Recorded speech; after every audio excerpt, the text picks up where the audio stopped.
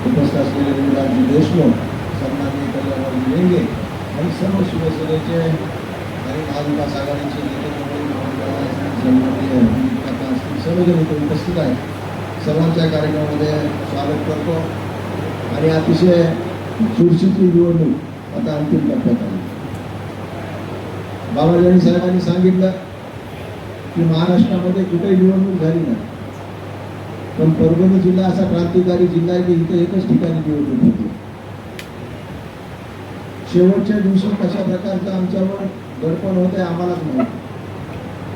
सन्माननीय नावंदर साहेब आणि मी आम्ही गाडीत असताना इतक्या मोठ्या प्रमाणावर ताकदीनं काही लोक फोन करत होते की मी तुम्हाला काय व्यासपीठावर सांगतो, पण 25 कोटी 50 कोटी पर्यंत ऑफर देणारे ते लोक होतं, त्यांना नाकारणारा कोणता उमेदवार असेल तर ते त्यांना ही निवडणूक सुद्धा बिनविरोध काढायची. पण आपल्या तत्वाला राहणारा एक निष्ठ माणूस, आपल्या पक्षाला राहणारा एक निष्ठ माणूस, आणि त्यांनी माझ्या समोर, मी आज तुमच्या समोर एक गोष्ट सांगतो की माझ्या समोर त्यांनी फोनवर समोरच्या एक फार मोठ्या व्यक्तीला सांगितलं की साहेब, मला 30 वर्षाच्या माझ्या अथक अशा परिश्रमातून आणि तपस्यातून माझ्या नेत्यांनी सन्माननीय उद्धव साहेबांनी मला एबी फॉर्म दिलेला आहे. मला तुम्ही 100 कोटी रुपये दिले तरी मी आता माघार घेणार नाही. अशा प्रकारचा एकनिष्ठ माणूस आज आपल्या समोर. म्हणून याला आपल्याला निवडून द्यायचं का नाही यांना आपण ठरवलं. शेवटी आपण मनुष्य म्हणून जन्माला आलेला. पैसे आज येतील उद्या जातील, पण आपली तत्व, आपली निष्ठा आणि आपलं मन काय म्हणतंय यावर सुद्धा आपण थोडासा विचार करू. निवडणूक म्हणजे एका बाजार नाही, कोण काय बोली लावायला म्हणून. आपला उमेदवार काय, किती चारित्र्य संपन्न आहे, गेल्या 30 वर्षामध्ये त्यांनी काय काय केलेलं आहे, पुढा 6 वर्ष जर आपण त्याला संधी दिली तर या शहराचा, या दोन्ही जिल्ह्याचा काय विकास करू शकतो हे सुद्धा आपण विचारतो. महानगरपालिकेची निवडणूक होती, प्रचंड आमच्याकडे गर्दी होती तिकिटाला सुद्धा. इतक्या मोठ्या प्रमाणात विरोधी पक्षात असताना सुद्धा मला वाटत नाही की महाराष्ट्रात कुठं झाला असेल अशा प्रकारची क्रांती परभणीत होती. आम्ही परभणीमध्ये उभाटाचा महापौर करण्याच्या दृष्टिकोनातून आम्ही ताकदीने उभा राहिलो आणि सय्यद इक्बाल सारखा तरुण युवक महापौर करण्यामध्ये आपण यशस्वी झालो. अनेक ठिकाणी आरोप झाले, अल्पसंख्याक माणसाला तुम्ही कसं काय महापौर करू शकता, त्याचा सुद्धा आम्ही व्यवस्थित उत्तर दिलं. आणि भविष्यामध्ये सुद्धा जे चांगले काम करते त्याला संधी देण्याचं काम आहे. आज एक अल्पसंख्याक समाजाचा उमेदवार तुमच्या समोर उभा आहे. यांनी गेल्या 30 वर्षामध्ये आपण असं परिश्रम केलेलं आहे, सेवा केली. आता काही लोक असे आले बस पैशाच्या गोष्टी करायला, 10 लाख देतो, 15 लाख देतो, 20 लाख देतो, आणि काय घडलं महालोकमध्ये, काय घडलं पातळीमध्ये आम्हाला माहीत नाही. आणि कोणाचे पैसे आहेत, कोणाच्या पैशावर दिलेले असतात, आणि आमचे काय हे काय मतदार काय विकत घेण्यासाठी दिले आले, या सुद्धा गोष्टी आपण सगळ्या लक्षात घ्याव्या.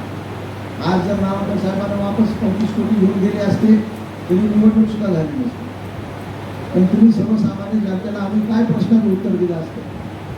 ते संविधान आहे का नाही देशामध्ये, विचार मांडायचा आहे का नाही, मतदान करायचंय का नाही, या गोष्टीकडे सुद्धा आपण लक्ष केंद्रित केलं. आज संपूर्ण मार्केटमध्ये एकच चर्चा आहे. आता मुंबईत पैसे मिळाले, आले मानवतपर्यंत आले पातळीपर्यंत आले कार्य भाटेला आले, आणि काय धंदा लावला. चला 8 लाख रुपये ह्या गाडीत बसा, श्रीवासाला चला, 2 लाख तिथं देऊ, 5 लाख तिथं देऊ, 10 लाख तिथं देऊ. आणि का तुमचे काय गुलाम आहेत काय म्हणता, काहीतरी विचार ठेवा पता. कोणी रात्री कोणाकडे बैठकीला बोलवायले, नेते मंडळी, विरोधी पक्षाचे नेते मंडळी बोलायले, सत्ताधारी बोलवायले, कोणाला ताळमेळ घ्यायला नाही शहराने. आपण कोणत्या पार्टीतून निवडून आलो, आपल्या पार्टीचे किती उपकार आहे हे कोणी विसरता कामा नये. म्हणून माझी आपल्या सर्वांना विनंती आहे, या शहराचा विकास करायचा असेल, हे लोकतंत्र जर आपल्याला अबाधित ठेवायचं असेल तर निश्चितप्रमाणे आपल्या मनाला आधी तुम्ही विचारा की आपल्याला मतदान करायचं. महानगरपालिकेमध्ये साहेब आमचा कोणी एक माणूस सुद्धा आवडला, पण आम्ही सर्वांना एकत्र घेऊन कोणाच्या काही अधिकाऱ्यांनी सोडून दिवस रात्र नावंदर साहेबांनी मेहनत घेऊन 4 वाजेपर्यंत जवळपास 2 महिने आम्ही झोपलो. आणि महानगरपालिका ताब्यात आणण्याच्या दृष्टिकोनातून खऱ्या अर्थानं सगळ्यात जास्त काम तुम्ही केलं असेल तर डॉक्टर विवेक रावांनी प्रत्येक कोणत्या समाजाचा आहे कोणाचा हे न बघता निवडून कोण येतंय. साहेब याला काय पैसे कमी पडायचे, सकाळी सकाळी याला 5 लाख रुपये, साहेब याला 10 लाख रुपये.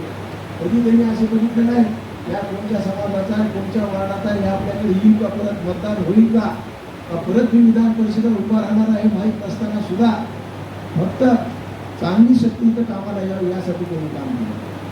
म्हणून माझी तुम्हाला परत एकदा विनंती आहे की निवडणुकीची प्रक्रिया पार पडत असताना जे काही डॉक्टर विवेक नावंडांनी सांगितलं की आम्ही सुद्धा कुठं कमी पडणार नाही, पण जसं आम्ही कुठं कमी पडणार नाही तुम्ही सुद्धा तसं कमी पडलं नाही.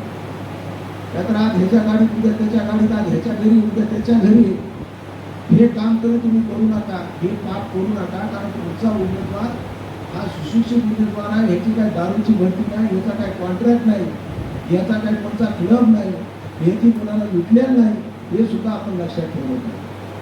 नाहीतर माणुसकीवरचा विश्वास या समाजातला उठून झाल्याशिवाय राहणार नाही. म्हणून माझी तुम्हाला विनंती आहे की नावंदर साहेब उभा नाही तिथे मीच उभा आहे, म्हणून कसल्या प्रकारची कमतरता पडणार नाही हे तुम्हाला जाहीर या व्यासपीठावर मी तुम्हाला सांगतोय. पण तुमच्याकडनं सुद्धा एवढा शब्द घेतो की आपण सगळ्यांनी मिळून त्यांना योग्यता मतदान केल्यानंतर निश्चित प्रकारे नावंदर साहेबाचा विजय हा आपल्या दरवाज्यात येऊन घेतलेला आहे. आता तुम्ही म्हणता की मतदान नसताना सुद्धा तुम्ही कसं काय असं बोलताय, तर ठीक आहे आपल्या काही गोष्टी असतात त्या गोष्टी काय मी व्यासपीठावर सांगणार नाही. पण आज तुम्हाला एवढं सांगतो की ज्या दिवशी काउंटिंग होईल त्या दिवशी डॉक्टर विवेक नावंदर हे कमीत कमी 100 मताच्या फरकाने विजय झाल्याशिवाय होणार नाही अशा प्रकारची ग्वाही तुम्हाला देतो आणि इथंच थांबतो. जय हिंद, जय महाराष्ट्र. धन्यवाद साहेब.